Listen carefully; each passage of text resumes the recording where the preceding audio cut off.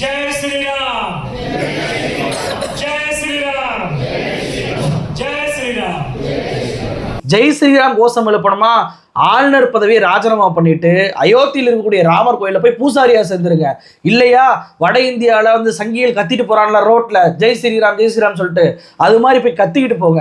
அதை விட்டுட்டு ஆளுநர் பதவியில இருந்து கொண்டு இந்த கோஷத்தை எழுப்புவதெல்லாம் தமிழ்நாட்டில் ஒருபோதும் அனுமதிக்க முடியாது. ஏன்னா மாணவர்களுக்கு உங்களுக்கு சொல்லித்தர ஒரு விஷயமே இல்லையா? அந்த மாணவர்களுக்கு எவ்வளோ விஷயத்த சொல்லலாமே.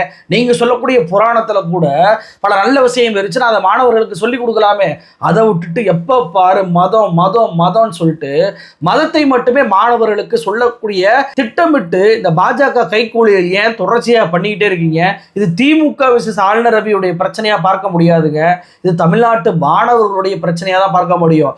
எப்படி வட இந்தியாவில் அங்க இருக்கக்கூடிய மாணவர்கள் படிப்பறிவை இழந்து படிக்கிற வயசுல படிக்காம மதத்தை தூக்கி அலைந்ததுனால இன்னைக்கு லேபரா தமிழ்நாட்டை நோக்கி கர்நாடகாவை நோக்கி ஆந்திராவை நோக்கி வர்றாங்களோ, அதே போன்ற ஒரு நிலைமை தமிழ்நாட்டு மாணவர்களுக்கும் ஏற்படுத்தணும் அப்படின்றதுதான் இந்த ஆளுநர் ரவியுடைய ஒற்றை அஜெண்டாவாக இருக்கு. என்னங்க ஜெய் ஸ்ரீராம் சொல்றது அவ்வளவு பெரிய மோசமான கோஷமா? அது எப்படி மாணவர்களுடைய வாழ்க்கையை பாதிக்குன்னு சொல்றீங்கன்னு சொல்லி கேட்கறீங்களா?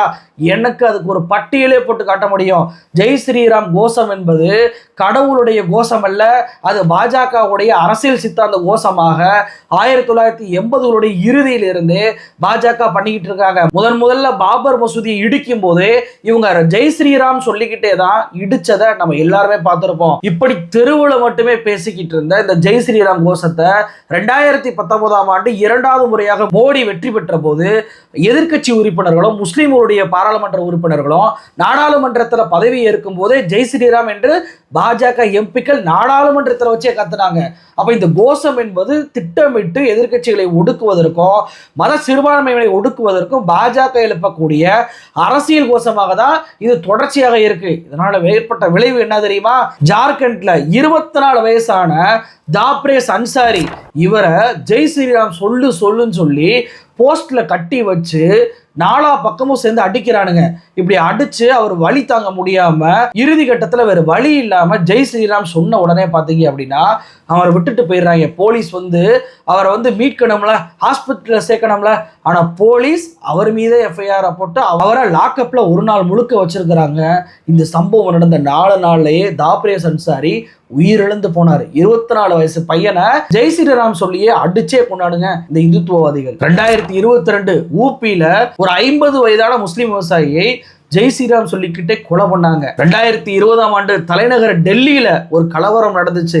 இந்த கலவரத்துல மட்டும் பாத்தீங்க அப்படின்னா 9 பேரை ஜெய் ஸ்ரீராம் சொல்லுன்னு சொல்லியே அடித்து அவருடைய பிணங்களை எல்லாம் ட்ரெயின்ல, அதாவது சாக்கடை கழிவுகள்ல தூக்கி போட்டாங்க. போலீஸுடைய சார்ஜ் ஷீட் படி பாத்தீங்க அப்படின்னா 9 பேர், லோகேஷ் சோலங்கி, பங்கஜ் சர்மா, அங்கித் சௌத்ரி, சுமித் சௌத்ரி, ஜாத்தின் சர்மா, ஹிமன் தாக்கூர், விவேக் பஞ்சால், ரிஷப் சௌத்ரி உள்ளிட்டவர் கைது பண்ண மாட்டாங்க. இவங்களுடைய ஸ்டேட்மெண்ட் என்ன தெரியுமா? முதல் நாளே வாட்ஸ்அப் குரூப் உருவாக்கி முஸ்லிம்களை பார்த்தா ஜெய் ஸ்ரீராம் சொல்லி அடிச்சே கொள்ளுங்க, எங்க ஏரியாவில் நாங்கள் அடிச்சு கொண்டுகிட்டு இருக்கோம், உங்களுக்கு ஏரியாவில் ஏதாவது வேணும்னா சொல்லுங்க, நாங்கள் ஆள் அனுப்பி வைக்கிறோம் அப்படின்னு சொல்லிட்டு முஸ்லிம்கள் பெண்களையும் சரி ஆண்களையும் சரி சிறுவர்களையும் சரி அடித்து விட்டு அங்க இருக்கக்கூடிய மெயின் கண்டா நாளா அப்படின்ற ஒரு மிக மோசமான சாக்கடை, அந்த டிரைனேஜ் அதுக்குள்ள தூக்கி போட்டிருக்கிறாங்க. அதே போல பாகிரதி விகார் அப்படின்ற ஒரு சாக்கடைக்குள்ளேயும் இந்த பிணங்களை தூக்கி போட்டிருக்கிறாங்க. பல நாட்களுக்கு பிறகு இந்த பிணங்கள் கைப்பற்றப்பட்டு தான் இவர்கள் கைதே பண்ணப்பட்டாங்க. 2020 பீகார்ல முகமது இஸ்ராயில் அப்படின்ற ஒரு 18 வயசு பையன், இந்த பையனை ஜெய் ஸ்ரீராம்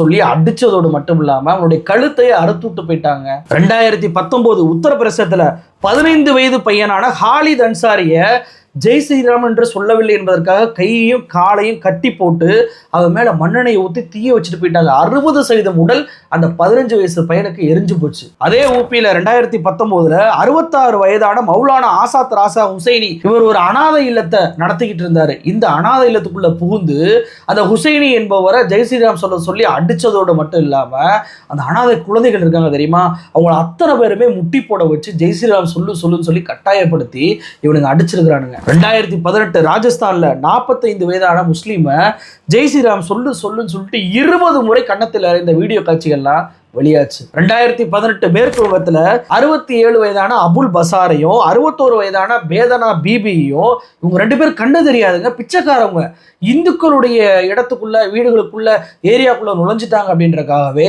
ஜெய் ஸ்ரீராம் சொல்லிட்டு இவங்களை அத்தனை பேரும் சேர்ந்து தாக்கி இருக்கிறாங்க. அசாம்ல பார்பேட்டா அப்படின்ற பகுதியில ஒரு முஸ்லீம் சிறுவனை ஜெய் ஸ்ரீராம் சொல்லி தாக்கி இருக்கிறாங்க. மும்பையில 25 வயதான டாக்ஸி டிரைவரான ஃபைசல் உஸ்மான் கான், இவர் டாக்ஸி ரிப்பேர் ஆயிடுச்சுன்னு சொல்லிட்டு ரிப்பேர் பண்ணிக்கிட்டு இருக்கும் போது அங்க வரக்கூடிய கும்பல் இவர் முஸ்லீம் அப்படின்றத தெரிஞ்சுக்கிட்டு அவரை ஜெய் ஸ்ரீராம் சொல்லி தாக்கி இருக்கிறாங்க. வந்த டாக்ஸில இருந்து ஒரு இந்து கஸ்டமர் போன் பண்ணி போலீஸ் ஸ்டேஷன் சொன்ன பிறகுதான் இந்த கும்பல் அங்கிருந்து ஓடி இருக்கிறாங்க. கொல்கத்தால 26 வயதான ஹஃபீஸ் முகமது ஹாரூக் ஹல்தார், இவர் ஒரு மதரசா டீச்சர், ட்ரெயின்ல போகும்போது இவரை ஜெய் ஸ்ரீராம் சொல்லி வற்புறுத்தி இவருடைய தொப்பியை கழட்டி தாடியை பிடிச்சு இழுத்து ட்ரெயின்ல இருந்து தள்ளி விட்டுருக்கு இந்த இந்துத்துவ கும்பல். ஆத்திக் அகமது உத்தரப்பிரதேசத்துடைய அரசியல்வாதி, இவரை ஜெயில இருந்து போலீஸ் கூட்டிட்டு வரும்போது ஒரு 3 பேர் சேர்ந்து அவரை சுட்டு கொல்றானுங்க. சுட்டு கொல்லும் போதே ஜெய் ஸ்ரீராம் சொல்லிக்கிட்டே தான் சுட்டு கொண்டானுங்க. 2022 ஹைதராபாத்ல 17 வயதே உள்ள ஒரு முஸ்லீம் பையனை நெத்தியில பொட்டை வச்சு அவனுடைய தொப்பியை கழட்டி ஜெய் ஸ்ரீராம் சொல்லுன்னு சொல்லிட்டு 40 பேர் சேர்ந்து அடிச்சிருக்காங்க. 2022 ஜார்க்கண்ட்ல 9ஆம் வகுப்பு படிக்கக்கூடிய அல்டமாஸ் ஹுசைன் அப்படின்ற மாணவனை ஜெய் ஸ்ரீராம் சொல்லவில்லை என்பதற்காகவே இவங்க தாக்கி இருக்கிறாங்க. ஹரியானாவில் 2019ஆம் ஆண்டு 25 வயதான முகமது பரக்கத், இவர் தொழுது விட்டு வெளியே வரும்போது பார்த்தீங்கன்னா தொப்பியை கலட்டி ஜெய் ஸ்ரீராம் சொல்லி நிர்பந்தம் பண்ணியிருக்கிறாங்க. சொல்லலை அப்படின்னோடனே அவரை அடிச்சதோடு இல்லாம பன்னிக்கறியும் வாயில திணிப்போம் அப்படின்னு சொல்லிட்டு மிரட்டி இருக்கிறாங்க. 2019 மேற்கு வங்கத்துல 23 வயதான ஹிஜாப் போட்ட மெடிக்கல் ஸ்டூடெண்ட் அந்த மாணவியை சுத்தி நின்றுகிட்டு ஜெய் ஸ்ரீராம் கோஷம் கத்த சொல்லி எழுப்பினாங்க.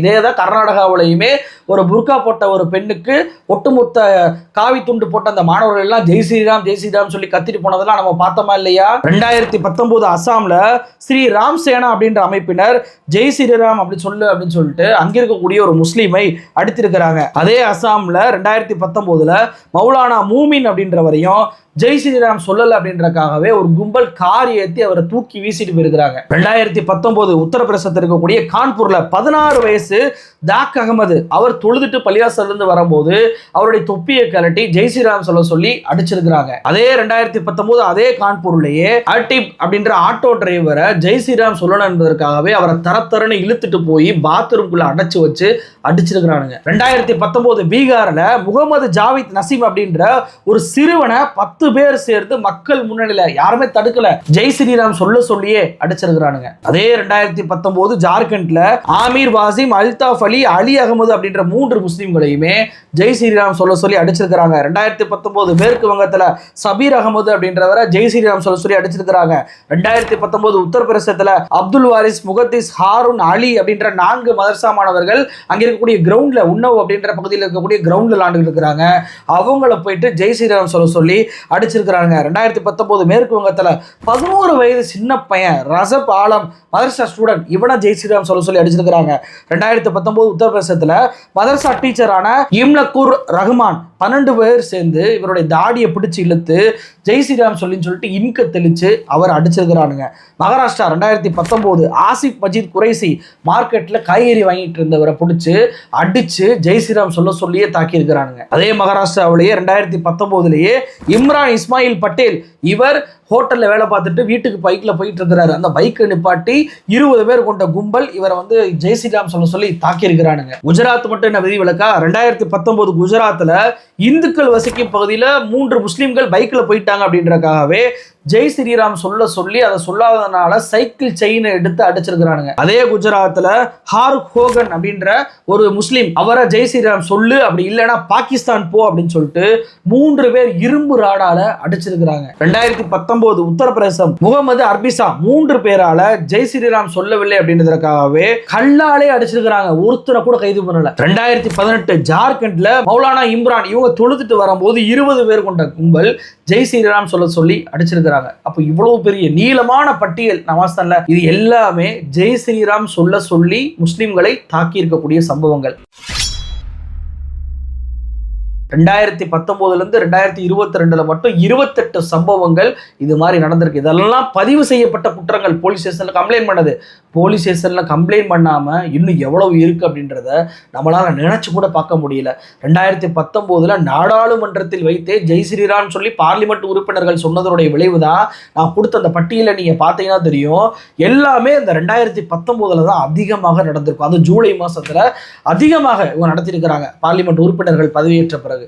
அப்போது பார்லிமெண்ட்டில் ஒரு விஷயம் அஃபீஷியலாக கன்ஃபார்ம் பண்ண பிறகுதான் இவ்வளவு பெரிய குற்றங்கள் அதிகமாக வெளிப்படையாக தைரியமாக சட்டத்தை மதிக்காம பயப்படாம நடந்திருக்கு. அப்படின்னா நீங்க ஆளுநராக இருந்து கொண்டு இப்படி பேசுனீங்கன்னா, ஆளுநரே இப்படி பேசுகிறார், நம்ம வெளியே போய் இப்படி பண்ணலாம்னு சொல்லிட்டு அந்த ஜெய் ஸ்ரீராம் கோஷம் எழுப்பியவர்கள் வெளியே போய் சொன்னாங்க அப்படின்னா அவங்களுடைய நிலைமை என்னாகும், அவங்களுடைய படிப்பு என்னாகும், அவங்களுடைய எதிர்காலம் என்னாகும். இப்போ வட இந்தியாவில் இருக்கக்கூடிய அந்த மாணவர்களைப் போல தமிழ்நாட்டில் இருக்கக்கூடிய மாணவர்களையுமே மிக மோசமான நிலைக்கு தள்ள வேண்டும், அவர்களையுமே முட்டாளாக்கி மதத்தை மட்டுமே திரித்து ஒரு இந்துத்துவ சங்கி கூட்டத்தை இங்க உருவாக்க வேண்டும் என்பதான உங்களுடைய நோக்கமா இருக்கு. உங்க வீட்டு பிள்ளை இப்படி பண்ணிட்டு எங்க வீட்டு பிள்ளைய மேல இப்படி ஒரு பயங்கரவாதத்தை நீங்க திரிச்சீங்க அப்படின்னா நாங்க ஏத்துக்குருவோங்க. ஆனா உங்க வீட்டு பிள்ளை மட்டும் படிக்கணும், உங்களை ஒன்றிய அமைச்சர் வீட்டு பிள்ளை மட்டும் வெளிநாட்டுல படிக்கணும், எங்க வீட்டு பிள்ளைகளை மட்டும் மதத்தை திரிச்சு இப்படி மிக மோசமான குற்றவாளிகளாக்க முயற்சிக்கிறீங்களே, உங்களுக்கெல்லாம் வெக்கம் இல்லையா?